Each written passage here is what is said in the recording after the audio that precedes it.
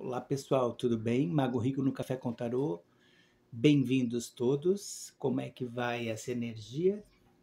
Vamos colocar a energia lá para cima. Vamos continuar com as nossas leituras. Hoje com o signo de Leão, Fogo. Inscreva-se, comente, participe, que é uma leitura particular.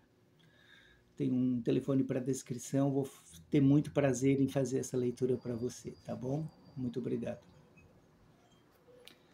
Leão, fogo, para se comunicar com outras pessoas. Escreva uma carta para um amigo distante, como se fosse enviá-la pelo correio. Em seguida, acenda uma fogueira e jogue a carta nela, visualizando intensamente o rosto da pessoa.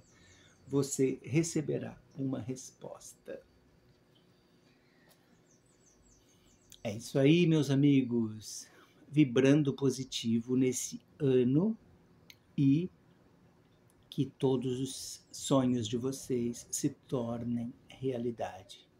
A vida é muito breve, então vamos vivê-la intensamente, fazer dela nosso melhor, o nosso melhor. E assim teremos, inevitavelmente, o melhor. Mago Rico no Café com Tarô agradece sempre sua boa vibração e continuamos vibrando positivo rumo ao número de 1000 inscritos no canal, tá? Estamos com 799 até o momento.